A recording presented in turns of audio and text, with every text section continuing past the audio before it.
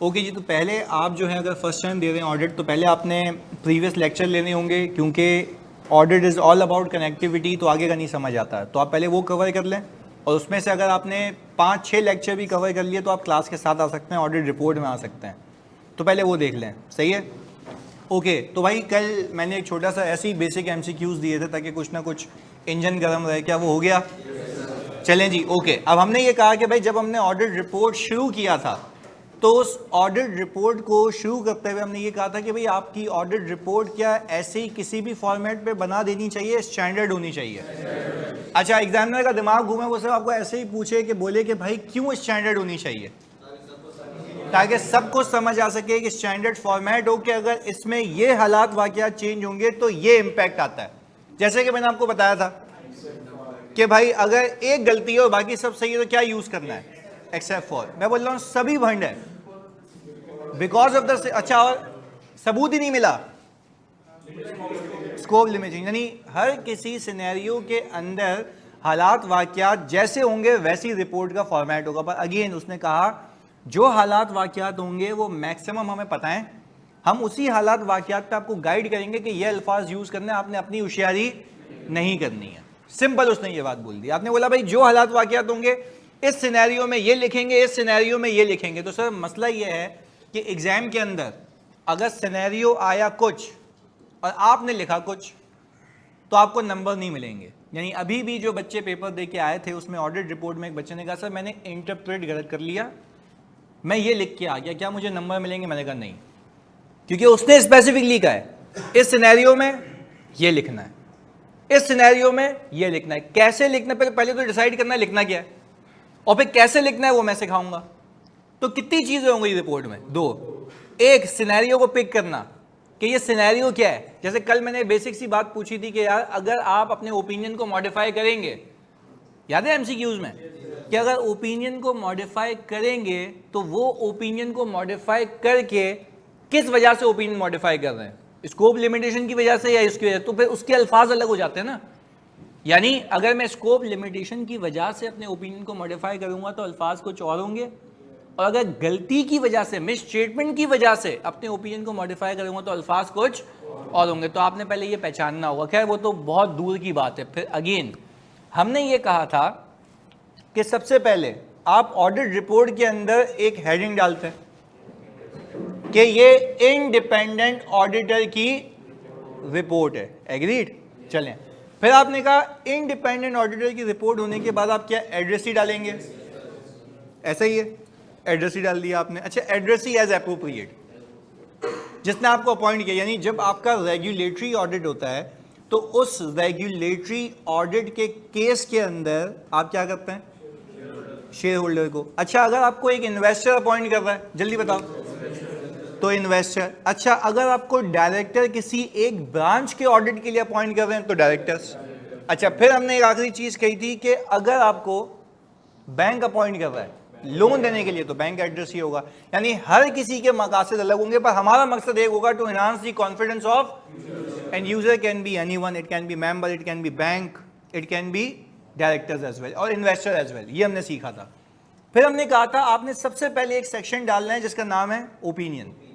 अच्छा, ओपिनियन में सबसे पहले आपने बताना है कि हमने ऑडिट किया था, इस कंपनी का किया था, इस पीरियड का किया था, और फाइनेंशियल स्टेटमेंट्स में आता इसमें से एक भी चीज मिस होगी तो आप नहीं कर सकते, बुला लेगा वापस। सही है? अच्छा, ये सारी चीजें बता के आप क्या कहेंगे? In our opinion the accompanying financial statement present true and. अच्छा, ये ट्रू एंड फेयर व्यू वाली बात कब लिखनी है? जब अनमॉडिफाइड हो। अच्छा, अगर मॉडिफाइड ओपिनियन होगा तो क्या आप ये कहेंगे सब सही है, या ओपिनियन को मॉडिफाई करेंगे? अच्छा, ओपिनियन को जो मॉडिफाई करेंगे उसकी वजूहात 2 होंगी, या तो मिस स्टेटमेंट है या तो एविडेंस अवेलेबल नहीं है। बस हमने इतना सीखा था कल तक। आज हम आ गए बेसिस फॉर ओपिनियन में। कहां पे आ गए भाई? बेसिस फॉर ओपिनियन में। अच्छा देखो, ओपिनियन का सेक्शन आ गया, फिर बेसिस आ गए। आज हम बात कर रहे हैं बेसिस की, यानी किस बुनियाद के ऊपर मैंने ऊपर ओपिनियन दिया है। एक बेसिस है ना। अच्छा, आप एक एक करके सुनिएगा, बेसिस की शुरुआत कहां से होती है। आप बेसिस के अंदर ये बताएंगे कि मैंने ऑडिट किया था आयजा के तहत, इंटरनेशनल स्टैंडर्ड्स ऑन ऑडिटिंग के तहत। मैंने ये कहाँ लिखा? बेसिस फॉर ओपिनियन में। कहाँ पे लिखा? बेसिस फॉर ओपिनियन में। ये रहा, देखो ये रहा भाई। हमने कहा, हम ये बता रहे हैं बेसिस फॉर ओपिनियन के अंदर कि हमने ऑडिट कंडक्ट किया किसके तहत? आइजाज के तहत। पहली बात, यानी आप ये बता रहे हो ना किसी को कि भाई ने ऊपर जो ओपिनियन दिया है ना उसकी बेसिस ये है, तो बेसिस क्या होगी? ऐसे ही ऑडिट किया था अपने हिसाब से या आइजाज के तहत? अच्छा, आइजाज आपको ये कहते हैं कि रिस्क असेस करो, आइजाज आपको ये कहते हैं इंटरनल कंट्रोल को समझो, आइजाज आपको ये कहते हैं कि एविडेंस ऑब्टेन करो और उसके बाद ओपिनियन दो। तो ये बताओ ना उसको कि मैंने इंटरनेशनल स्टैंडर्ड्स ऑन ऑडिटिंग के तहत ऑडिट किया था। आगे सुने, फिर वो कहता है कि मैं इंडिपेंडेंट था as per code of ethics, यानी मैंने इंडिपेंडेंस के प्रिंसिपल को कंप्लाई किया है। किसके तहत? क्योंकि देखो ऊपर हेडिंग में तो तुम लोगों ने बता दिया कि ये इंडिपेंडेंट ऑडिटर की रिपोर्ट है, पर नीचे तुम बता रहे हो कि मैं इंडिपेंडेंट था, जिसके लिए बाइबल जो यूज की गई थी उसका नाम क्या था? कोड ऑफ एथिक्स, जो कि पाकिस्तान में एप्लीकेबल है। इस बात को समझते हो? अच्छा, आप कोड ऑफ एथिक्स आपको कुछ चीजें कहता है, वो तो अलग चैप्टर है, पर यहां पे हल्का हल्का हल्का हल्का तस्करा होता रहेगा। कोड ऑफ एथिक्स आपको ये कहता है कि आपने इंडिपेंडेंटली काम करना है। हमने बोला भाई इंडिपेंडेंस का मतलब क्या है? मैंने कहा भाई वो ये कह रहा है कि आपकी बेगम साहिबा वहां पे सीएफओ नहीं होनी चाहिए। हमने बोला यार वो क्यों नहीं होनी चाहिए? जॉब करना तो हलाल है, कोई मसले वाली बात नहीं है। बोला जॉब करना हलाल है, पर उस कंपनी का ऑडिट करना तुम्हारे लिए हलाल नहीं है। तो तुम्हारी बेगम वहां पे कौन है? जिसके सामने तुम वैसे ही कुछ नहीं बोल सकते, वहां पे क्या बोलेगे? एग्जाम्पल वही वाली बात जो मैंने आपको बताई थी कि आप अगर उसको कह रहे हैं कि ये गलती है, तो हम बोलेंगे, वो बोलेगी तो क्या करूं, है तो है, सही कर रही है, नहीं, खाना खाना है, नहीं खाना, ये सारी चीजें कह के कटा देगी। अच्छा एग्जाम्पल, वालिद साहब वहां पे सीएफओ लगे हुए हैं, तो वो तो गुद्दी पे चमाट मार के भगाएंगे ना। तू होगा सीनियर मैनेजर अपने लिए, तू होगा मैनेजर अपने लिए, तू सीनियर मैनेजर डायरेक्टर अपने लिए होगा, बट यहां पे तेरा बाप मैं हूं। सीधी सी बात है भाई, आपकी इंडिपेंडेंस इंपेयर हो जाएगी। क्या हो जाएगी? अच्छा अब एक और चीज, आपने उस कंपनी में अपने शेयर्स खरीदे, उसी कंपनी के शेयर खुद खरीद के बैठे हुए, और आपको पता है अगर मैंने इसके अंदर ये डेप्रिसिएशन डलवाया जो कि गलत बुक हुआ है, इसका प्रॉफिट इतने से नीचे आएगा, अर्निंग पर शेयर इतने से नीचे आएगी, मार्केट में परसेप्शन जाएगा कि कंपनी फारिग, शेयर प्राइस नीचे आ जाएगी। अल्टीमेट नुकसान किसको होगा? हमें होगा। क्या मेरा सेल्फ इंटरेस्ट आ गया? जब मेरा सेल्फ इंटरेस्ट आ गया तो दैट मींस कि आई एम नॉट इंडिपेंडेंट। तो ये सारी बातें कहां लिखी हुई हैं? आप उसको बताओ, सिंपल, आप बुनियाद बता रहे हो, बेस बता रहे हो कि मैंने ऊपर जो ओपिनियन दिया है इस बेसिस पे दिया है। सबसे पहले क्या बताओगे? हमने ऑडिट किया था। अच्छा अब थोड़ा सा फर्क भी रखते हैं, ऊपर लिखा था वी हैव ऑडिटेड, तो यहां भी वही तो बोल रहे हो। जब बता रहे हो ऑडिट किसके तहत किया, तो ऊपर भी तो बताया था मैं इंडिपेंडेंट था,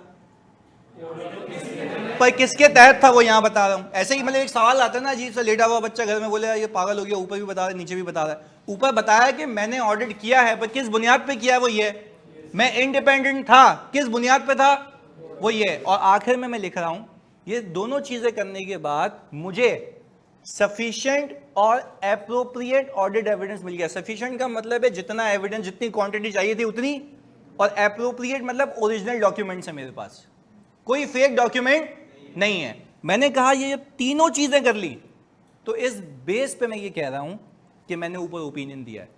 अच्छा ये जो इसके बाद वाला डब्बा है ना,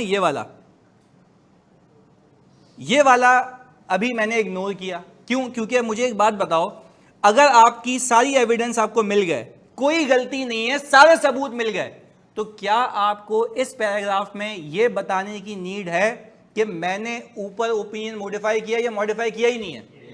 देखो अब थोड़ा सा यूं सोचना पड़ेगा।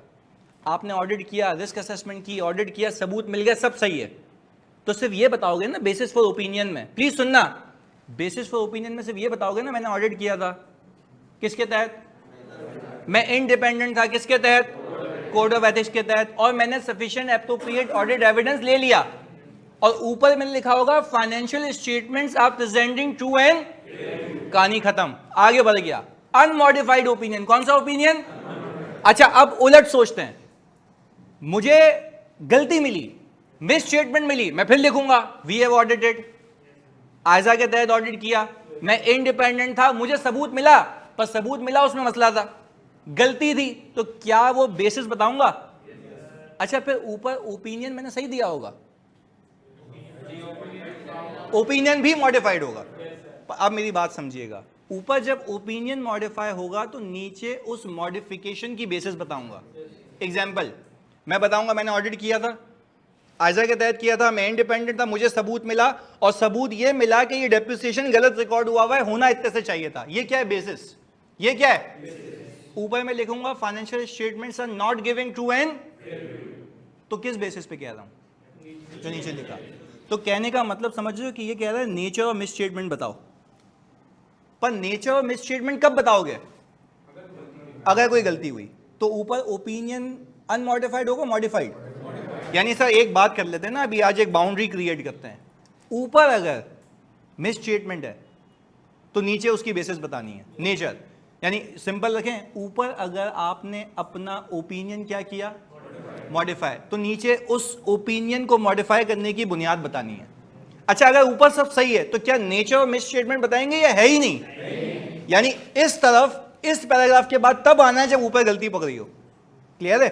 चलो ओके। अब एक और बात, मैंने आपको एक और चीज सिखाई थी, मैंने कहा ऐसा भी तो हो सकता है ना कि ओपिनियन के सेक्शन में आप ये लिखें कि मुझे एंगेज किया गया था, मुझे सबूत नहीं मिला, हो सकता है? अच्छा अब वो जो सबूत नहीं मिला उसके बेसिस नीचे बताओगे ना कि मैं ऊपर ये इसलिए लिख रहा हूं क्योंकि ये हुआ था मेरे साथ, मतलब हुआ मेरे साथ मतलब ऑडिट पे।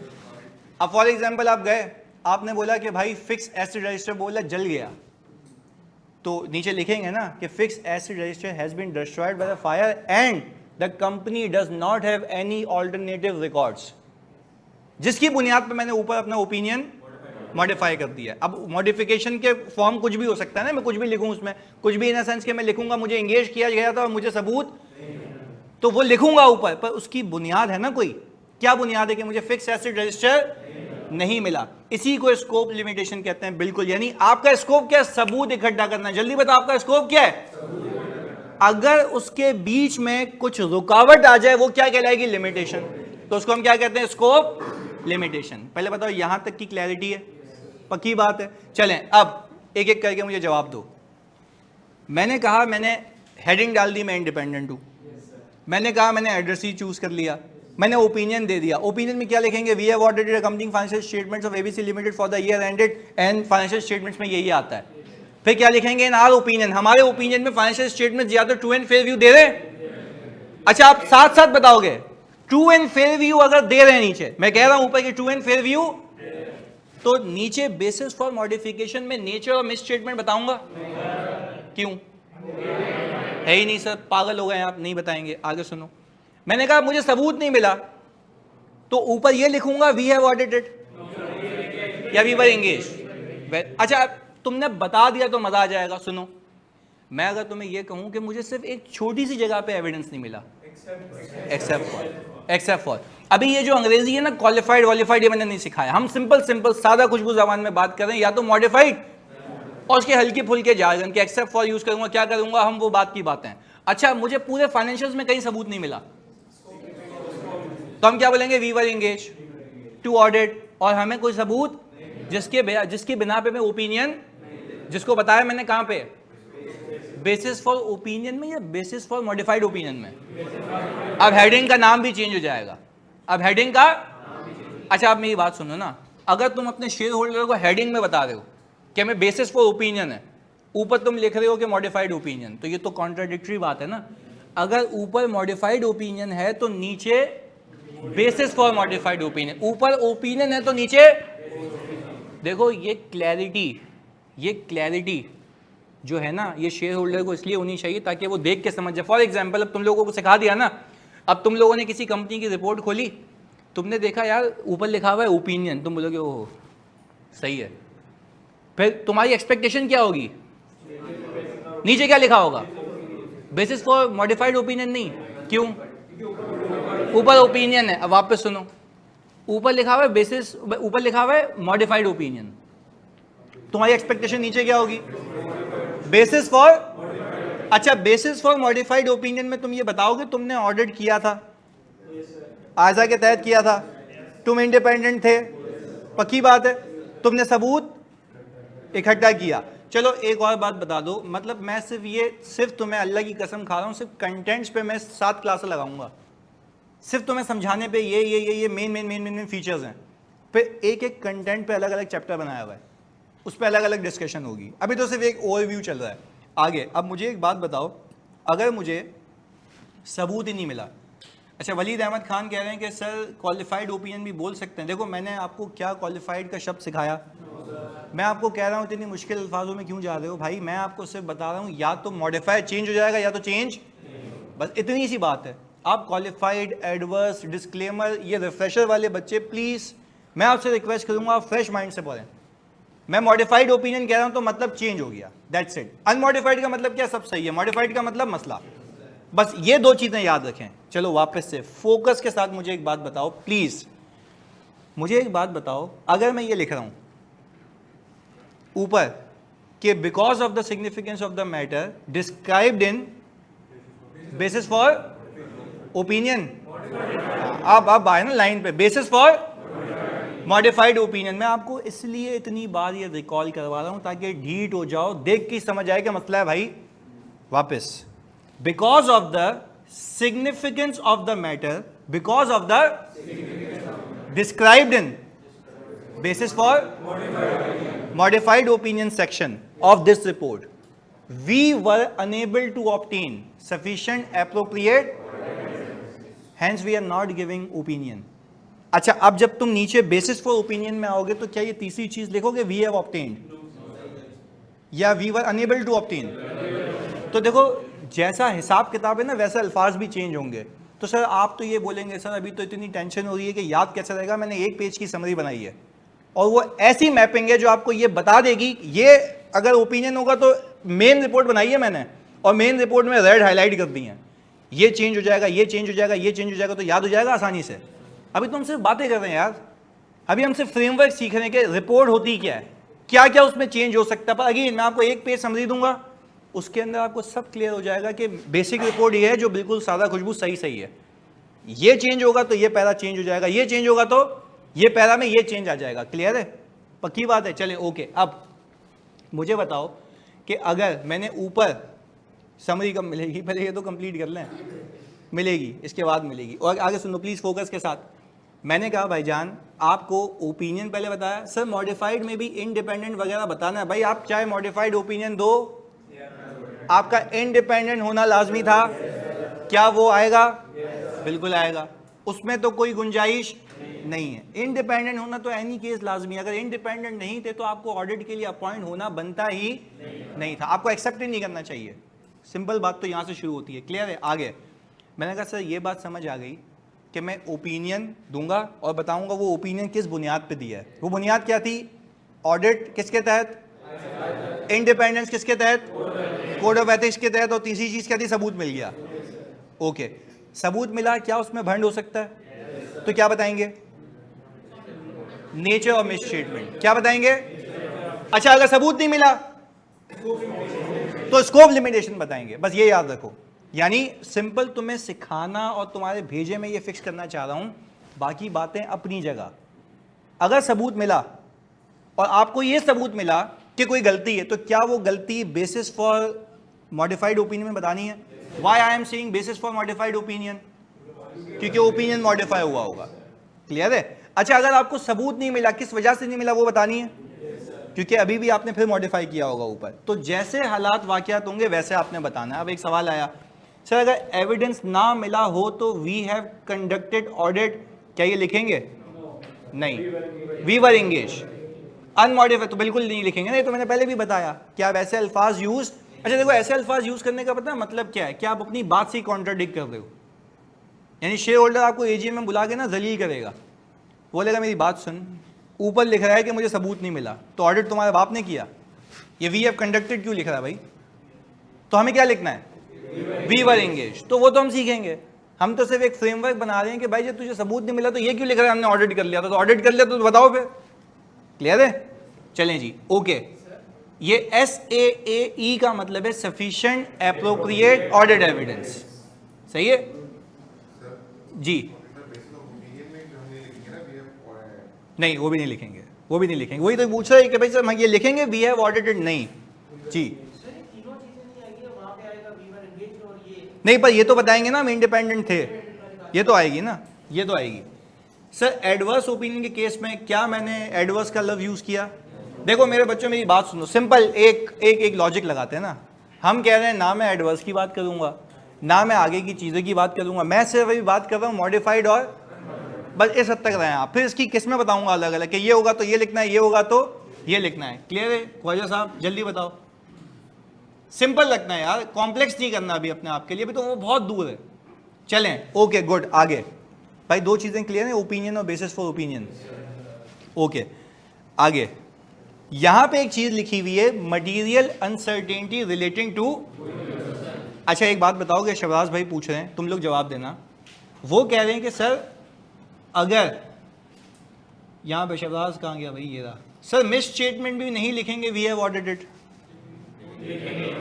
जैसी ऑडिट किया तो पता लगाया ना कि गलती है।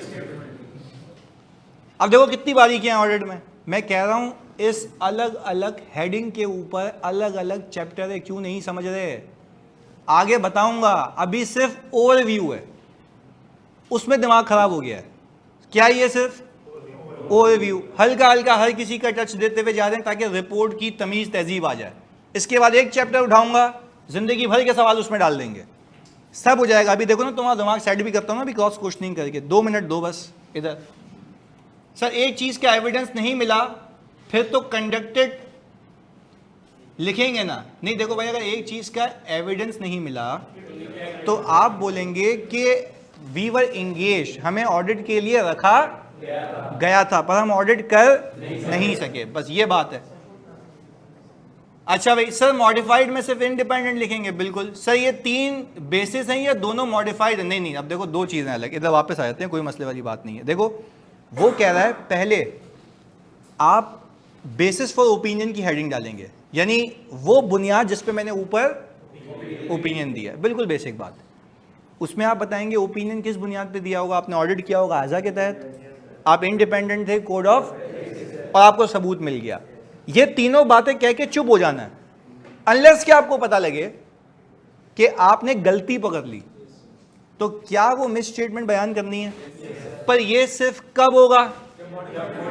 मॉडिफाइड ओपिनियन होगा। अच्छा एक और बात बताओ, मैं मान जाऊंगा तुम लोगों को, अगर सिर्फ एक छोटी सी चीज पे सबूत नहीं मिला, सही है, तो क्या हम we have audited, we conducted audit लिखेंगे? यस हमने ऑडिट किया है। इसका मतलब ये नहीं है कि ऑडिट ही नहीं किया, तो उस केस में ये आएगा। देखो जैसे हालात वाकयात होंगे वैसे चेंज होंगे। मैं अपनी माँ की कसम खा के कह रहा हूं, एक एक चीज लिखना सिखाऊंगा। सिर्फ ये ओवरव्यू है कि ऊपर ऊपर से बातें याद होनी चाहिए तुम्हें, कि यार अगर सबूत नहीं मिला तो मैं क्या बोलूंगा कि भाई कहीं कुछ भी नहीं मिला ना तो ऑडिट कर पाए? नहीं, वी वर एंगेज, खत्म। इंडिपेंडेंट फिर भी थे? बिल्कुल थे, वो तो मना नहीं है। क्या सबूत मिला? तो ये लिखूंगा कि we have obtain sufficient appropriate audit evidence? नहीं लिखूंगा। तो मैं कह रहा हूं सिर्फ और सिर्फ ये तुम्हारी ब्रेनस्टॉर्मिंग के लिए है कि जब जैसी चीजें होंगी वैसे हालात वाकयात में अल्फाज क्या होंगे, चेंज हो जाएंगे। और वो एग्जैक्ट अल्फाज क्या चेंज होंगे कह रहा हूं समझ दूंगा, अलग से सिखाऊंगा भी। अच्छा सर पिछला थोड़ा याद है, आप थोड़ा न्यू तरीका करा रहे हैं ना, तो मैं तो कह रहा हूं आप अगर फेल हो गए हैं तो पिछला तरीका भूल जाना चाहिए, मेरा अपना मानना ही है। सही जी, तो मेरी रिक्वेस्ट है आपसे, देखो मैं तुम्हारे लिए कंफ्यूजिंग क्यों करूं यार? मैं पहले दिन पे आके बोलूं क्वालिफाइड ओपिनियन, एडवर्स ओपिनियन, तुम बोलोगे पता नहीं क्या बोल रहा है, क्वालिफाइड में क्या होता है। मैं कह रहा हूं पहले सुकून से सीख लो यार। मॉडिफाइड का मतलब चेंज, अनमॉडिफाइड का मतलब अनचेंज, खत्म। इतना ईजी रखो, आगे जाके मैं खुद इसको खोल दूंगा, वो मेरा काम है। सिंपल रखें, आप ये सोचे ही नहीं ना कि आपको पता है रिपोर्ट में क्या क्या है। अच्छा भाई, अब जैन अहमद कह रहे हैं सर छोटी से छोटी चीज नहीं मिलती, नहीं होगा ना, नहीं होगा जैन सर, पिछला ये भी हो गया भाई। अच्छा भाई, अब वो कह रहे हैं सर एक छोटी चीज से भी सबूत नहीं मिला तो सफिशिएंट एप्रोप्रिएट ऑडिट एविडेंस भी नहीं लिखेंगे। नहीं देखो, अगर एक एक्सेप्ट फॉर, पर वो मटीरियलिटी के कॉन्सेप्ट्स हैं, वो भी आगे आते हैं। हम तो अभी क्या बेसिक बात कर रहे हैं। आप समझे सबूत नहीं मिला, पर वो सबूत ऐसा नहीं मिला जिससे यूजर का इन्फ्लुएंस हो जाएगा डिसीजन। जी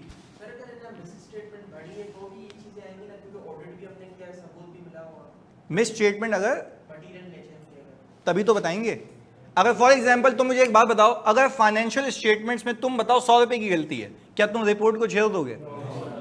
जब मटेरियल होगी तो यहां पे आएगा। अब वो मटेरियल कैसे होगी, क्या होता है, सब आगे की कहानियां हैं, एक एक करके। सही है, ये सही था जवाब तुम्हारा भाई। सर ARTT में बुक का स्टॉक है अभी? बिल्कुल है, आ गया। सर अगर कमीशन ऑडिटर को अपॉइंट करेगी, भाई देखो अगर कमीशन ऑडिटर को अपॉइंट कर रही है और कमीशन कह रही है मुझे एड्रेस करना, तो एड्रेस ही कौन हो जाएगा? कमीशन। अगर कमीशन ऑडिटर अपॉइंट कर रही है और बोल रही है मेंबर्स को ही एड्रेस करना, मैं उससे फीस ले लूंगी, तो मेंबर्स, खत्म। सही है, चले वापस से इधर इधर इधर। पहले एक बात बताओ सब एक साथ, सर जिस मिस्टेक से यूजर का डिसीजन इन्फ्लुएंस होगा उसी से मॉडिफाई होगी। भाई बिल्कुल, देखो मिस्टेक तब कहलाएगी जब वो मटेरियल हो। यानी मैं आपसे सिर्फ एक बात पूछ रहा हूं ना, एक बात पूछ रहा हूं, आपके फाइनेंशियल्स में 100 रुपए की गलती है, क्या आप अपनी रिपोर्ट को मॉडिफाई कर दोगे? शेयर होल्डर चमाटे मारते हुए निकालेगा एजीएम में, बोलेगा 100 रुपए के लिए तूने रिपोर्ट की, मतलब क्या किया है तुमने? मिस स्टेटमेंट होनी चाहिए मटेरियल। अब वो मटेरियल कब कहलाएगी वो मैं सिखाऊंगा आगे जाके। अभी हम क्या कर रहे हैं? ओवरव्यू। अभी हमने कुछ डिटेलिंग नहीं की। सर जिसको एड्रेस किया जाएगा रिपोर्ट में तो फीस भी वही देगा ऑडिटर को। नहीं भाई, मैंने आपको क्या, आपने लॉ नहीं पढ़ा? अगर नहीं पढ़ा तो मैं बता देता हूं भाई, अगर in case auditor share holder appoint नहीं करते डायरेक्टर की रिकमेंडेशन पे, तो कमीशन खुद आता है। तो कमीशन बोलता है कि मेरे बाप की कंपनी नहीं है जो मैं अपने जेब से पैसे दूंगा। वो किससे रिकवर करता है? जिसका डिफॉल्ट होता है। डायरेक्टर का डिफॉल्ट होता है डायरेक्टर से, कंपनी का तो कंपनी से। तो भाई पैसे आ जाएंगे ना, तुम्हें क्या पंचायत है, तुम रिपोर्ट दो। और भाई तुम ऑडिटर हो, तुम बोल रहे हो कि मैं ऑडिटर हूं, मैं पैसे किससे लूंगा, इससे या इससे? इसको पैसे की पड़ी हुई, ऑडिट नहीं सीखना, रिपोर्ट सीख तो ले पहले, फिर ले लियो पैसे। सर मेरे पास लास्ट टाइम की बुक है, हाँ भाई चला ले चला ले चला ले। सही है यार भाईजान, कॉन्सेप्ट के बीच में बुक कहां से आ जाती है यार? कॉन्सेप्ट तो चलने दो। इधर कैफ 7 नहीं भाई, सही है, इधर प्लीज फोकस के साथ। चले इधर वापस से, पहले बता दो अल्लाह को हाजिर नाजिर जान के बेसिक, मैं नहीं कह रहा डिटेल पता होना चाहिए, बेसिक रिपोर्ट क्लियर है? अच्छा, बेसिक के अंदर जो मामूली प्यारी सी बातें आती हैं वो क्या है? इंडिपेंडेंट, एड्रेसी, ओपिनियन और अच्छा, क्या ओपिनियन की हेडिंग मॉडिफाइड ओपिनियन में बदल सकती है? क्या बेसिस फॉर ओपिनियन की heading basis for modified opinion में बदल सकती है? मैंने सिर्फ मॉडिफाइड ओपिनियन का है, ये अपने भेजे में फिक्स कर लेना। मैंने कोई इसके अलग अलग नाम यूज नहीं किए, या तो मॉडिफाइड ओपिनियन या तो अनमॉडिफाइड, बस इतनी सी सिंपल बात है। अच्छा, क्या हम बेसिस फॉर ओपिनियन के अंदर, अब मैं क्रॉस क्वेश्चनिंग कर रहा हूं, क्या मैं बेसिस फॉर ओपिनियन के अंदर नेचर और मिस स्टेटमेंट बताऊंगा? मैंने वर्ड क्या यूज किया है? Basis for opinion. अब थोड़ा सा आओ ना इस पे, वापस अगेन एक और बार, क्या मैं बेसिस फॉर ओपिनियन के अंदर नेचर और मिस स्टेटमेंट बताऊंगा? बेसिस फॉर ओपिनियन, बेसिस बुनियाद of opinion, not modified opinion. चलो वापस से गेम खेलते हैं, फोकस होकर सुनना। मैंने ये कहा क्या मैं बेसिस फॉर मॉडिफाइड ओपिनियन के अंदर नेचर और मिस स्टेटमेंट बताऊंगा? Very good. अच्छा अब ऊपर आते हैं, ये अब आया ना जुनून, अब समझ आ रहा है ऊपर। अब मुझे एक बात बताओ, क्रॉस क्वेश्चनिंग में क्लियर हो जाएगा सब। अब मुझे एक बात बताओ, अगर मैं ऊपर मॉडिफाइड ओपिनियन लिख रहा हूं, तो क्या मॉडिफाइड ओपिनियन के सेक्शन में, मेरी बात सुनना, क्या मॉडिफाइड ओपिनियन के सेक्शन में बेसिस फॉर मिस स्टेटमेंट बताऊंगा? नहीं, वो कहां बताओगे? तो होशियारी नहीं, जो जगह बताई है वहां, यहां की चीज वहां नहीं डालनी, वहां की चीज जो जगह है वहां पे। सही है, क्लियर हो गया? ओके भाई, अब क्लियर है? यानी ओपिनियन की चीजें ओपिनियन में, बेसिस की चीजें बेसिस में। भाई क्लियर रहेगा? अभी एक एग्जामिनर हरकत करे, आपको ऊपर चिपका के, तो बोला लिखा हुआ तो है ना, अच्छा लग रहा है, ओ भाई इसको नीचे लाओ ना। वो बुनियाद है जिसके बिना पे आपने अपना ओपिनियन क्या किया है? मॉडिफाई किया है, चेंज किया है। भाई क्लियर है? पक्का? आ जाओ अगले पैरा पे। ये भी रिपोर्ट का पार्ट होता है, पर ये मैं कह रहा हूं कंडीशनल पार्ट होता है। क्या होता है? कंडीशनल पार्ट होता है। सर लास्ट वाला दोबारा बता दें। भाई मैंने कहा अगर आपको एग्जामिनर ये कहे कि मॉडिफाइड ओपिनियन की हेडिंग डली हुई है और मॉडिफाइड ओपिनियन के सेक्शन के अंदर उसने नेचर ऑफ गलती या मिस स्टेटमेंट लिख के दी हुई है, क्या वो जगह सही है? या वहां पे सिर्फ ओपिनियन आता है और उसकी बुनियाद कहां आती है? बेसिस फॉर ओपिनियन में। तो वो गलतियां वहां बतानी है, सब वहां नहीं चिपकाना। ओपिनियन में ओपिनियन, उसकी बुनियाद नीचे। क्लियर है? ओके जी, अब क्लियर है भाई? सब मतलब ओपिनियन की हेडिंग में सिर्फ ओपिनियन देना है, उससे रिलेटेड जो भी डिटेल है वो, हाँ देखो बिल्कुल ना। अब ये वही वाले भाई हैं हमारे जो कह रहे थे कि सर हमें पिछला आता है, तो पिछले वाला भूल जाओ, नया वाला अच्छे से सीखते हैं। सही है, बिल्कुल बेसिक बेसिक यार। मैं तो कह रहा हूँ, मैं अज्यूम ही नहीं कर रहा कि तुम लोग कोई रिफ्रेशर के बच्चे हो यार, मैं तो सबको इक्वल समझ रहा हूँ। इधर आगे सुनो फोकस के साथ, मैं इसके ऊपर मार्क कर रहा हूँ, और जिसके पास बुक है ना उसमें समरी बनी हुई है, देख लिए ना। ओके, इधर इसके ऊपर आप लिखें, शाबाश। ये जो पैरा है ये है कंडीशनल, ये लाजमी पैरा। अच्छा मुझे जल्दी से बात बताओ, इंडिपेंडेंट ऑडिटर की रिपोर्ट लाजमी है? Addressee, opinion, basis for opinion लाजमी है। ये क्या है? ये कंडीशनल है भाई। अब कंडीशनल क्यों है, जरा इस पे बात करनी पड़ेगी, बातचीत होगी इस पे, थोड़ी सी जलालत होगी इस पे। तो सुनो, मुझे बताओ सबसे पहले प्लीज या फोकस के साथ, हमने कहा यहां पे हमने एक चीज लिखी, गोइंग कंसर्न। अच्छा यहां पे अगर हम आपको एक चीज सिखा सकें तो कंसर्न का मतलब होता है एंटिटी। वाह भाई वाह। गोइंग का मतलब चलती रहेगी, कंसर्न का मतलब है, गोइंग का मतलब साथ साथ, कंसर्न का मतलब एंटिटी, गोइंग का मतलब, गोइंग का मतलब कंसर्न का मतलब एंटिटी। ये वाली बात हो गई, सही है। अच्छा भाई, पर चलती रहेगी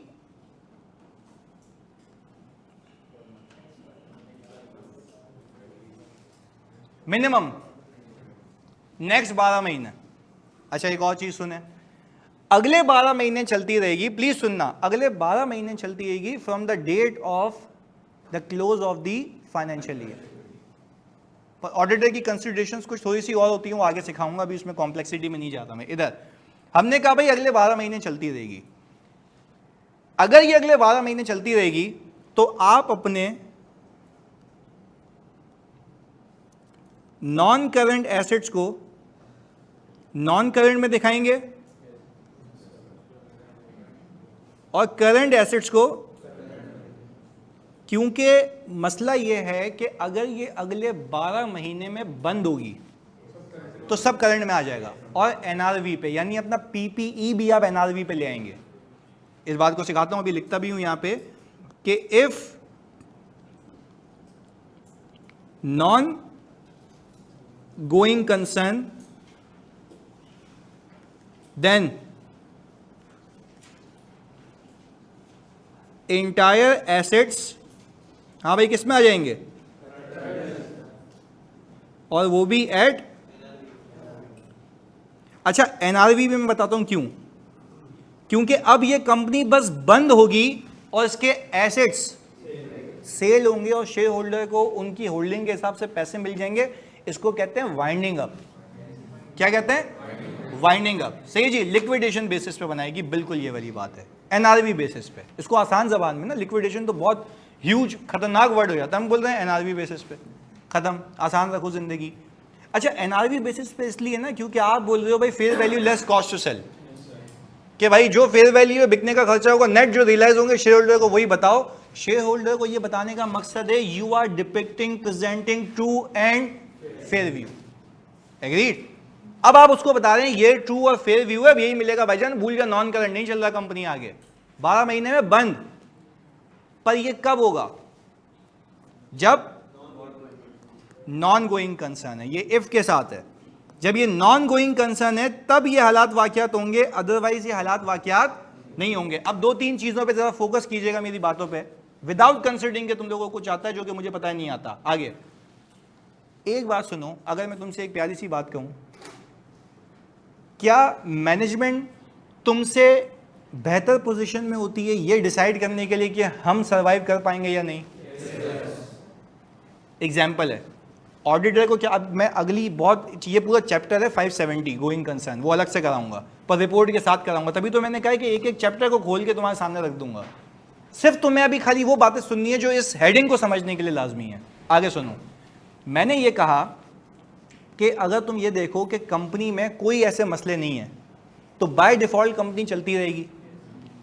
ऑडिटर को ये कहा गया, फोकस होकर सुनना, ऑडिटर को ये कहा गया कि जब तुम ऑडिट कर रहे होगे और तुम रिस्क असेसमेंट कर रहे होगे, तो रिस्क असेसमेंट के वक्त हो सकता है कि तुम्हें कुछ ऐसी चीज़ें पता लगें जो कि तुम्हें ये सोचने पे मजबूर करें, साथ साथ बोल रहे हैं ऐसी चीज़ें जो तुम्हें सोचने पे कि कंपनी अगले 12 महीने, एग्जाम्पल देता हूँ, एग्जाम्पल वापस से, हाँ, वो कहता है कुछ ऐसी चीज़ें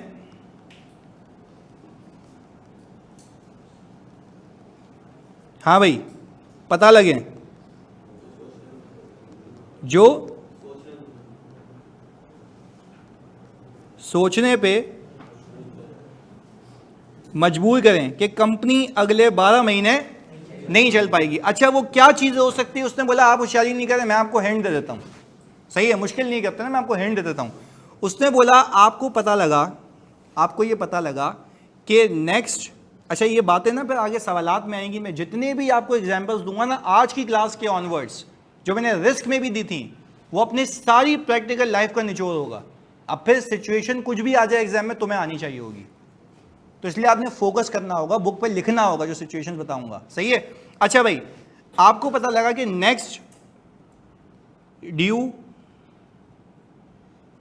पेमेंट है लोन की, सही है जी, और नेक्स्ट ड्यू पेमेंट लोन की आ रही है 2 जनवरी को 2024। क्लियर है? आगे सुनना। अब आपका ईयर एंड है 31 दिसंबर 2023। आपके नेगेटिव कैश फ्लो हैं और ऑल्टरनेटिव फाइनेंसिंग अवेलेबल। कौन इतना ख्याल रखता है? हम इतना ख्याल रखते हैं। सुनना, ऑडिटर को कहा गया कहीं देखो ऐसे हालात वाकयात तो नहीं है, ऐसे हालात वाकयात बहुत सारे हो सकते हैं, मैं कुछ बता रहा हूं। उन सारे हालात वाकयात में से एक हालात वाकयात ये हैं लिक्विडिटी इश्यूज। क्या बोला? Liquidity issues. तुम्हें कैसे पता लग रहा है लिक्विडिटी इशू है? नेगेटिव कैश फ्लोज हैं, तो नेगेटिव कैश फ्लो में क्या मसला है? पैसे पड़े होंगे ना। अबे भाई पूरा लोन पे करने के लिए पैसे नहीं है और ऑल्टरनेटिव फाइनेंसिंग भी अवेलेबल नहीं है। भाई वापस से, ईयर एंड क्या है? ईयर एंड क्या है? 31 दिसंबर। पेमेंट कब हो रही है? 2 जनवरी को, यानी इमीडिएटली नेक्स्ट ईयर, 2 दिन बाद। तो मुझे बताओ 2 दिन बाद के लिए तुम्हें असेसमेंट होनी चाहिए कि पैसे हैं। अच्छा मैनेजमेंट तुम्हें बेवकूफ़ बनाएगी, ये केस आ सकता है पेपर में, ये हमारे साथ हुआ था। हमने बच्चे को, बच्चा तो नहीं कहूँगा, असिस्टेंट मैनेजर कहूँगा अपना, वो गया, उसने भाई बहस की उससे, वो भी हमारे स्टूडेंट। उसने बोला कि भाई ये तो आपके गोइंग कंसर्न के मसले हैं। उसने बोला इवेंट कब हुआ? उसने बोला ईयर एंड के बाद, तो यहाँ का मसला ही नहीं है। मैंने कहा भाई वो मेरी बात सुन, यहाँ का मसला नहीं है, अगले 12 महीने तुम्हारा बाप सर्वाइव करेगा, पैसे कहाँ से दोगे? बोला ये कहाँ लिखा हुआ है? मैंने कहा ये बदतमीजी नहीं करना, IS 1 में लिखा हुआ है। IS 1, IS 10 नहीं, ये गलत बताया किसी ने। IS 1 presentation of financial statements, वो कहता है मैनेजमेंट वहाँ डिसाइड करेगी कि क्या मैं गोइंग कंसर्न हूँ या नहीं हूँ, वहाँ पे आता है। IS 1 है। IS 10 में तो उसकी कंसिडरेशंस हैं कि एडजस्टिंग इवेंट है या, वो तो बात की बात है, वो तो बहुत दूर निकल गया। मैं तो सिर्फ तुम्हें एक बेसिक सी बात बता रहा हूँ। खैर हमने उसको कहा भाईजान तुम गोइंग कंसर्न नहीं हो। उसने अच्छा सुनना, आप कहानी सुनना। देखो बोल रहा फिर क्या हुआ, आगे सुनो, 1 मिनट प्लीज फोकस। अब वो हमने कहा उसको कि तुम गोइंग कंसर्न, अच्छा वो कह रहा कंपनी चल तो रही है ना। मैंने कहा मैं अभी चलने की बात ही नहीं कर रहा। मैंने कहा आप मुझे प्रूफ करें कि ये 2 जनवरी को पेमेंट हो जाएगी। सही है। अच्छा हम 15 दिसंबर को बैठे हुए, अज्यूम कर लो 15 दिसंबर को बैठे हुए, हम खाली असेसमेंट कर रहे हैं। आगे हम जब 15 दिसंबर को बैठे हुए, हम 2 जनवरी को फोर्सी कर रहे हैं, ईयर एंड अभी क्लोज नहीं हुआ, हम रिस्क असेसमेंट करने पहुंचे हुए थे। खैर उसने बोला यार ये पैसे यहाँ से आ जाएंगे। मैंने कहा कोई मसला नहीं, हम तो बैठे हुए हैं, हम तो 2 महीने ऑडिट करेंगे ना, देख लेंगे पेमेंट हो पाती है या नहीं हो पाती है। मेरी बात सुनना, क्या मेरा रिस्क गलत है? गोइंग कंसर्न का रिस्क बिल्कुल सही है, पक्की बात है। अच्छा अगर ये पेमेंट करने से हल्का सा भी चूका तो मुझे बताओ क्या इस कंपनी के एसेट्स जब्त हो जाएंगे? अच्छा जब्त होके पहले बिकेंगे? क्या कंपनी तुम्हें लगता है गोइंग कंसर्न है? क्यों नहीं है? तो 31 दिसंबर पे तो सही है ना, नेक्स्ट 12 महीने नहीं चल सकती। पहले बताओ दिमाग चल रहा है? अच्छा अब मुझे एक बात बताओ कि मैं गोइंग कंसर्न हूं या नहीं हूं, मैं मतलब कंपनी गोइंग कंसर्न है या नहीं है, ये असेस करने की जिम्मेदारी मैनेजमेंट की है। उसके पास बेटर प्लान्स होंगे। मैं तो सिर्फ असेस करता हूं कि क्या वो सही कह रहा है। मुझे रिस्क था, मैंने पकड़ लिया, मैंने बोला भाई तू बता दे। अच्छा फिर अगर वो आता है, he comes up with the plan, वो बोलेगा पता है क्या, मैंने बैंक से नेगोशिएशन की है कि मेरी पेमेंट डेफर करो। मैं बोलूँगा एक काम का एग्रीमेंट दिखा दे, कॉरेस्पॉन्डेंस दिखा दे। अगर मैंने ये तय कर लिया, तुम लोग मुझे बताओगे हाँ सारे, अगर मैंने ये तय कर लिया कि बैंक ने कहा कि तुम यही पेमेंट अगले साल की 2 जनवरी को देना, माफ हो सकता है ना? हो सकता है, बिल्कुल हो सकता है। बैंक करता भी है, बैंक बोलता है पैसे डूबने से अच्छा है चलाओ उसको, उसको नहीं फर्क पड़ता, वो चलाता है उसको। अब मुझे एक बात बताओ, अगर ये चीज मुझे मिल जाती है, अगर ये चीज मुझे, अब मेरी कहानी सुनना क्योंकि इस कहानी से कहानी निकालूंगा, अगर ये चीज मुझे मिल जाती है तो क्या do you anticipate that the company is a going concern? अब क्यों कह रहे हो? अब 12 महीने चलेगी तो तुम्हारा शक गलत था, तो क्या उसकी असेसमेंट गलत थी? अच्छा तुमने उसको बोला तुम गोइंग कंसर्न नहीं है, उसने बोला निकल यहां से, हूं मेरे पास एग्रीमेंट है। मैं तभी तो कह रहा हूं management is in a better position to conclude कि मैं चल पाऊंगा या उसके प्लान से। मेरा प्लान बनाना मकसद। अच्छा मैनेजमेंट तुम्हें कहे तू प्लान बना दे यार कैसे चलेंगे आगे, मैंने कहा क्यों मतलब रखा हुआ है क्या? मैं कैसे देखूं? मुझे नहीं पता तुम्हारी फाइनेंसिंग लाइंस कौन कौन सी है, क्रेडिट लाइंस कौन कौन सी है, तुम डिसाइड करो। अच्छा इसका दूसरा भी हो सकता है, अच्छा सुनना मेरी बात, इसका दूसरा भी गेम हो सकता है, सुनना, इसका दूसरा भी गेम ये हो सकता है कि वो बोले बैंक नहीं है, मेरे जो स्पॉन्सर्स हैं, स्पॉन्सर्स मतलब शेयर होल्डर्स, वो कह रहे हैं कि हम आपको पैसे देंगे। मैंने कहा चला बातचीत दिखा दो, ईमेल हुई होगी, खत लिखा होगा, उसने बोला हाँ है, दिखा दी। मैंने कहा एक काम करो अपने शेयर होल्डर की वेल्थ दिखा दो। मैंने कहा वो खुद भीख मांगता फिर रहा है, तुम्हें बोल रहा है कि मैं तुम्हें पैसे दे दूंगा। तो कहने का मतलब ये कि ये तो प्रोसीजर्स हो गए ना, जो मैं आगे सिखाऊंगा, तुम्हें बताऊंगा कि कैसे हम पकड़ते हैं चीजें। अब सुनना, मैंने क्या किया, उस शेयर होल्डर की वेल्थ को देखा, और वेल्थ को कैसे देखा, या तो उसकी दूसरी कंपनीज के कैश फ्लोज देख लिए, या उसकी वेल्थ स्टेटमेंट मंगवा ली जो वो रिटर्न फाइल करते हुए जमा कराता है। नहीं हो सकता उसमें?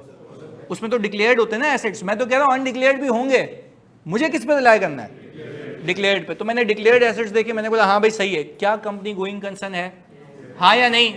कंपनी गोइंग कंसर्न है, ऐसा ही है, बिल्कुल ऐसा ही है। अच्छा भाई अब देखो ये बच्चा, अब देखो यहाँ पे हम गलती करते हैं। ये बच्चा कह रहा है हम प्रोस्पेक्टस मांगेंगे। भाई प्रोस्पेक्टस किसके लिए होता है पता है? शेयर इशूएंस के लिए, कि हम ये करेंगे। वो तो कह रहा है भाई शेयर इशू तो हो चुके, मैं तो पैसे सिर्फ इसलिए दूंगा ताकि तुम बैंक को दे सको, ताकि तुम्हारी कंपनी रनिंग में चल सके, ऐसा ही है। अच्छा प्लीज सुनिएगा, फोकस हो गया, फोकस हो गया, फोकस हो गया।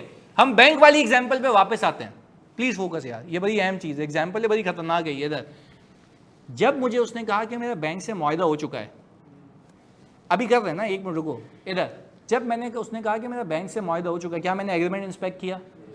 बैंक ने कहा कि मुझे पेमेंट कब करना? अगले साल के 2 जनवरी को। क्या 12 महीने हो गए? कंपनी इज गोइंग कंसर्न, पक्का, कोई मसला, कंक्लूड हो गया। किसने किया? हमने कंक्लूड किया। और असेस किसने किया कि मैं गोइंग कंसर्न हूं या नहीं हूं? मैनेजमेंट बोलती है कि मैं गोइंग कंसर्न हूं या नहीं हूं, मैं असेस करता हूं कि सही कह रहा है। अच्छा सवाल में तुम्हें लिख के दे के मैनेजमेंट कह रही है तुम असेस करो कि हम गोइंग कंसर्न है या नहीं है, तो क्या तुम्हारी जिम्मेदारी है? गोइंग कंसर्न की असेसमेंट की जिम्मेदारी किसकी? उसकी रीजनेबलनेस को देखना किसका? बोल के दिखाओ क्या बोला? रीजनेबलनेस, कि क्या वो रीजनेबल है या नहीं है, उसकी असेसमेंट। यहां तक क्लैरिटी है? आगे सुनो, अब हमने ना एक यहाँ पे पंचायत डाल दी, हम तो ऑडिटर, खतरनाक दिमाग। सुनो, हमने उसको बोला भाईजान सही है, तुम 12 महीने डेफर हो गए, कैश फ्लो कहाँ से लाओगे? अभी भी मसला वही है। उसने बोला मतलब ये बता, वो भी ऐसे चौंक गया ना, अब भाई तेरे को बता तो दिया, 1 साल हो गया। मैंने कहा मैं मान रहा हूँ तू गोइंग कंसर्न है, मैंने मना किया, मना किया, मैं बोल रहा हूँ क्या है वो? मैंने कहा मुझे एक अनसर्टेनिटी है कि तुम अगले 1 साल भी कैश फ्लो नहीं ला सकते। नाम क्या लिखा हुआ है? शक है, फर्क समझ आ रहा है? देखो गोइंग कंसर्न होना एक अलग बात है, और एक नहीं, उसी के अंदर एक अनसर्टेनिटी होना। देखो मटेरियल अनसर्टेनिटी रिलेटिंग टू, मैंने कंक्लूड कर लिया कि गोइंग कंसर्न हो, 12 महीने चलोगे, एग्रीड, पर मुझे अभी भी कुछ शक है। तो पता है ऑडिटर को क्या कहा गया? जब आपको ऑपरेशन कैसे परफॉर्म करेगा? बिल्कुल बगैर कैश के, बिल्कुल सही। अब सुनो मेरी बात, ये मुझे शक गलत है? अब वो पागल हो गया, मैनेजमेंट बोल लिया भाई तुम लोग अजीब मजाक लगाया हुआ है। पहले इस पे पकड़ लिया कि भाई आगे 12 महीने चलेंगे, अब वो बोल रहा हूँ चलेंगे, तो तुम बोल रहे हो कि अब अनसर्टेनिटी है। मैंने कहा बिल्कुल है। तो बोल रहा है इसमें करूँ क्या? सारे एसेट्स को करंट में ले आऊं, बता भाई कर लेता हूं, बेजार हो गया। मैंने कहा नहीं, एसेट्स नॉन करंट में, करंट वाले करंट में। तो बोले भाई चाहते क्या हो? मैंने कहा मैं आपसे डिस्क्लोज करवाना चाहता हूं एफएस में। क्या करवाना चाहता हूं? अब बोला ये क्यों? मैंने बोला फिर IAS 1 में लिखा हुआ है और मेरे ऑडिटिंग स्टैंडर्ड्स में लिखा हुआ है कि अगर कोई मटेरियल अनसर्टेनिटी हो, पहले तो गोइंग कंसर्न का रिस्क था, अगर वो खत्म हो गया तो देखो कोई अनसर्टेनिटी तो नहीं है।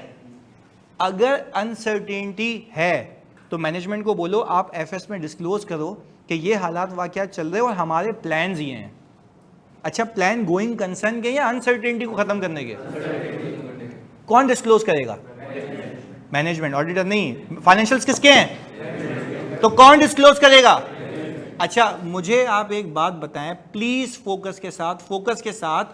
इसमें हम कंफर्म नहीं बताते, शक की बुनियाद पर करते। नहीं, हम देखो कंफर्म नहीं। देखो बात सुनो, मैनेजमेंट ने असेसमेंट की कि मैं 12 महीने चल सकता हूं, क्या मैंने मान लिया? यस। मैं कह रहा हूं अभी भी मुझे शक है कि 12 महीने तो बैंक ने डेफर किया है ना, फिर मुझे शक ये है कि तू अगले फिर 2 जनवरी को पहुंच के यही सिचुएशन होगी। क्या मैं ये ऐसे ही कह रहा हूं या कुछ हालात वाकयात हैं? हालात वाकयात हैं। मैंने कहा आप सिंपल, मैं आपको मना नहीं कर रहा 12 महीने नहीं चल सकते, आप चल सकते हैं। आप सिर्फ अपने फाइनेंशियल स्टेटमेंट्स में ये डिस्क्लोज करें, लिखें कि there is a material uncertainty, हमारे प्लान्स ये हैं। तो वो मुझे पता है सामने से क्या कह रहा है। आप क्या करेंगे इसका? मैंने कहा मैं अपनी रिपोर्ट में उसको रेफर करूंगा। उसने बोला ओपिनियन के पैरा में। मैंने कहा नहीं। अब बात सुनना, अब कनेक्शन है, भूले हो तो यहां से पे जिम्मेदारी तुम्हारी है। इतनी कहानी जो फजूल में नहीं सुनाई है। वो मुझे कह रहा है ओपिनियन में, डर के मारे कि भाई ओपिनियन उड़ा देगा ये तो। मैंने कहा ओपिनियन नहीं, ओपिनियन पे तो हम तब आते हैं जब आप गलती करें। नहीं आ रही ना बात समझ? ओपिनियन पे तो मैं हिट तब लाऊंगा जब आप गलती करें। मैंने कहा अच्छा फिर बेसिस फॉर ओपिनियन में? मैंने कहा भाई चर्सी जब गलती करेगा तो बताऊंगा ना, बुनियाद ये तो करेंगे क्या? मैंने कहा मुझे एक नया पैराग्राफ लॉन्च करके दिया एजाज ने। उसने बोला अगर तुम्हें कोई मटीरियल अनसर्टेनिटी दिखती है, गोइंग कंसर्न का मसला या उसमें अनसर्टेनिटी? वेरी गुड यार, फर्क है। अनसर्टेनिटी दिखती है, मैंने कहा तो आगे बोलना भाई, इतना क्या फुटेज खा रहा है। मैंने कहा भाई गोइंग कंसर्न का मसला नहीं है, उसमें अनसर्टेनिटी है, तो हम आपको कहेंगे आप डिस्क्लोज करें। उसने बोला अच्छा फिर? मैंने कहा मैं इस यहाँ पे पैराग्राफ में लिखूंगा please refer to note this of the financial statements which describe the material uncertainty relating to. Auditor को कहा गया तू बता के निकल ले, कल को कंपनी डूबी तो तुम पे उंगली नहीं उठेगी, क्योंकि बोलेगा तुझे अपेरेंट दिख रहा था ना कि अनसर्टेनिटी है, बताया क्यों नहीं? किसको नहीं बताया? आपका सवाल होना चाहिए ओपिनियन में बता देते। क्यों नहीं बता सकते? गलती नहीं है, बेसिस फॉर ओपिनियन में गलती नहीं है। अच्छा क्या इसके लिए अलग पैरा बना दिया? बना दिया। अब जिससे पूछूंगा वो बताएगा। सोच के अनीब सही, यहां बिल्कुल सोच के बताना है। मैं मैनेजमेंट को कह रहा हूं डिस्क्लोज कर, मैनेजमेंट को कह रहा हूं डिस्क्लोज करो, मैनेजमेंट बोल रही है जा नहीं कर रही डिस्क्लोज। अब मटीरियल अनसर्टेनिटी में बताऊंगा भाई, एक एक करके भाईजान, एक एक करके। हाँ जी, मटीरियल अनसर्टेनिटी में बताऊंगा, मटीरियल अनसर्टेनिटी में बताऊंगा। है तो ना मटीरियल अनसर्टेनिटी? हाँ जी, ओपिनियन में, ओपिनियन में मटीरियल अनसर्टेनिटी, ये मिस स्टेटमेंट है। अच्छा आप मैनेजमेंट आपसे पूछेगा मैं नहीं डिस्क्लोज करूं तो? मैंने कहा अब मैं बताऊंगा ओपिनियन में, क्योंकि अब आप गलती कर रहे हैं, क्योंकि रिक्वायर्ड बाय आईएफआरएस आप वो कर नहीं रहे। कहानी समझ आई? अब सोचो तुम दिमाग लगाओ यार, एग्जामिनर सिचुएशन बना के तो दिमाग की धजियां उड़ा दे कि भाई कहाँ जाना है, ये वो पूरी कहानी लिख के तुम सोचो कि भाई वहां डालें या यहाँ लिखें। बात समझ आई जी? एक एक करके मैं यहाँ पे भी बताता हूँ। भाई देखो एक सवाल आया कि कंपनी से हम पूछते हैं कि आप प्लान कहाँ से लाएंगे।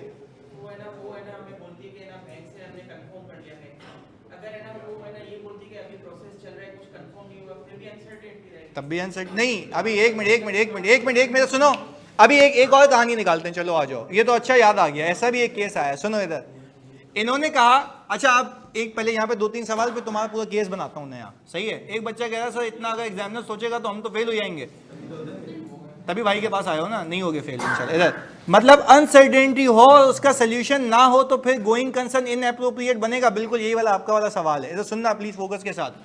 अब सर इसको बस पैराग्राफ में एफएस नोट्स से रेफर कर देंगे, बिल्कुल ऐसा ही है। बिल्कुल ऐसा ही है। अच्छा, पिछली कहानी का मेहदी आंसर ये था कि आप उसको material uncertainty relating to going concern में नहीं बताएंगे अगर वो डिस्क्लोज, क्योंकि ये डिस्क्लोज ना करना इज अ मिस स्टेटमेंट। क्योंकि IFRS आपको कहता है कि आपने शेयर होल्डर को बताना है, और शेयर होल्डर को बताने के लिए रेफर किसने करना है? तो इतने बड़े एफएस में हम इंपॉर्टेंस देंगे ना उसको कि there is the material uncertainty relating to going concern. अच्छा भाई, अब इनका सवाल जी। अगले साल डेफर हो गई, फिर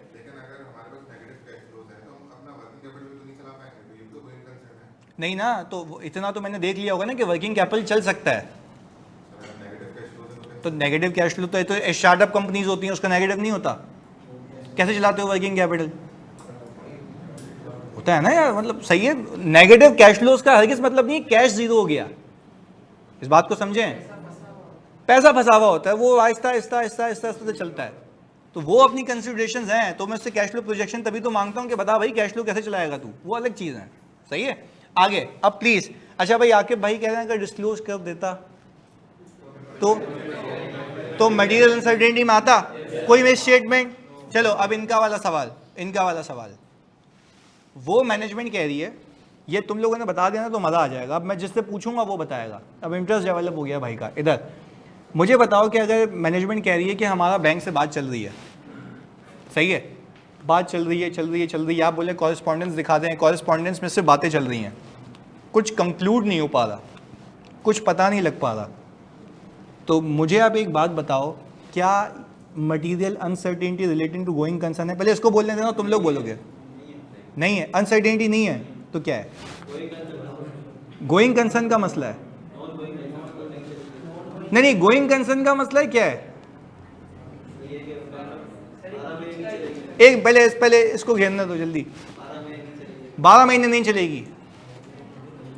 मैंने वापस सवाल सुने, मैंने कहा वो कह रहा है कि भाई बैंक जो है उससे बातचीत चल रही है और कुछ कंक्लूड नहीं हो पा रहा है, बातें चली जा रही हैं। वो कह रहा है भाई ये डॉक्यूमेंट दो, कुछ समझ नहीं आ रहा। ये था, मैंने इनसे पूछा कि क्या ये अनसर्टेनिटी है या नहीं है? नहीं है, अनसर्टेनिटी है। अनसर्टेनिटी नहीं है या नॉन गोइंग कंसर्न है? नॉन गोइंग कंसर्न, अनसर्टेनिटी है। मैं आपको बताऊं, अभी देखो दिमाग कैसा घुमाता हूं। ये केस स्पेसिफिक आया है मेरे क्लाइंट के ऊपर, ये स्कोप लिमिटेशन है, एविडेंस ही नहीं है। बताओ है या नहीं है? क्या तुम कंक्लूड कर पा रहे हो? सबूत मिला या तो है? अगर तुमने नॉन गोइंग कंसर्न डाल दिया तो तुम्हें शेयर होल्डर बोलेगा तुमने कैसे कंक्लूड किया, सबूत लाओ। नहीं पता भाई, तुम मुझे बताओ, तुम्हें कोई कोर्ट ऑफ लॉ में चैलेंज कर दे, ले जाएगा ना शेयर होल्डर उठा के घसीट के, तूने मेरी कंपनी को तूने नॉन गोइंग कंसर्न कह दिया यार, सबूत कहां था तुम्हारे पास? तुम सबूत के बुनियाद पे कहते हो ना, हाँ या नहीं? एविडेंस है किनके? तो यही तो नहीं है, तभी तो कह रहा हूं सबूत ही चीज ही नहीं है ना। तुम कह रहे हो जो सबूत ही नहीं है तो मैं कंक्लूड कैसे कर रहा हूं? और आप नॉन गोइंग कंसर्न कंक्लूड कब करते हो? जब आपके पास सबूत हो। This is a scope limitation. हमारे क्लाइंट था, मैं मतलब नाम नहीं लूंगा उसका, उस पर यह वाकया चल रहा था, तो उसने पता है क्या किया था? एजीएम की एक्सटेंशन ली थी, होती है ना, वो आगे ले गया। एजीएम के लिस्टेड कंपनी थी, उसने एजीएम की एक्सटेंशन ली, सिर्फ इसलिए। अच्छा, उसने बोला जल्दबाजी कर रहा ना, वो जिद किए जा रहा, उसने कैश फ्लो बना के दे दिए, बैंक से कॉरेस्पॉन्डेंस दिखा दी। मैंने कहा जब तक वो ओके नहीं करेगा तब तक मुझे लगता रहेगा कि भाई गोइंग, वो बोल रहा है कि भाई मैं आपको कह रहा हूं कि हम गोइंग कंसर्न है। मैंने कहा भाई मैं नहीं कंक्लूड कर पा रहा, तो स्कोप लिमिटेशन है। मैंने कहा आपको रिपोर्ट चाहिए, आप दे दें, हम ओपिनियन में स्कोप लिमिटेशन डाल के देते हैं कि we were unable to obtain sufficient appropriate. अच्छा, तो क्या छोटा मसला है या पूरे एफएस में मसला है? तो तभी हमने कहा कि we were unable to obtain और हमें एंगेज किया गया था। हम बोले भाई बाकी क्या करें यार, ये तो पूरी कंपनी का मसला है। तो अगेन आपको ये समझना था कि इस पूरे केस के अंदर ये स्कोप लिमिटेशन थी, क्योंकि आप कंक्लूड कर नहीं पा रहे थे। हाँ, अगर आपको 2-3 बातें बताता हूं, अगर आपको बैंक स्ट्रेट फॉरवर्ड मना कर दे, अब क्या है? अब क्यों कह रहे हो नॉन गोइंग कंसर्न? एविडेंस। समझ आया? एविडेंस होने में 1 मिनट। हाँ जी,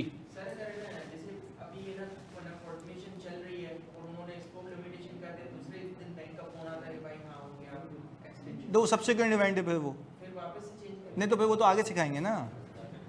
अभी पहले ये देखो जब तक रिपोर्ट हाथ में है उस वक्त तक क्या कर सकते हैं, उसके बाद क्या होगा वो बात की कहानी है। क्लियर है? अच्छा सर, वेग कॉरेस्पॉन्डेंस एविडेंस नहीं होगा फॉरेन गोइंग कंसर्न? नहीं नहीं नहीं नहीं, देखो भाई, वेग कॉरेस्पॉन्डेंस का मतलब ये है कि आप कंक्लूड नहीं कर पा रहे। देखो भाई, कॉरेस्पॉन्डेंस का मतलब ये ना कि बातचीत चल रही है। अब एक बात समझो, मैनेजमेंट आपको कह रही है कि मैं गोइंग कंसर्न पे अकाउंट्स बनाऊंगी, आप कह रहे हो कि गोइंग कंसर्न नहीं है, पर उसकी वजूहत है ना, पर आप सबूत नहीं इकट्ठा कर पा रहे ना कि गोइंग कंसर्न है भी या नहीं है, आइदर वे नहीं जा पा रहे। तो अगर आपने अपने ओपिनियन को मॉडिफाई इस बेस पे कर लिया, मैं सिर्फ सिंपल एग्जांपल दे रहा हूं, अगर आपने अपने ओपिनियन को मॉडिफाई कर लिया कि कंपनी ने गोइंग कंसर्न पे अकाउंट्स बनाए जबकि बनाने चाहिए, तो बेसिस फॉर ओपिनियन में तो कुछ लिखोगे ना, क्या लिखोगे?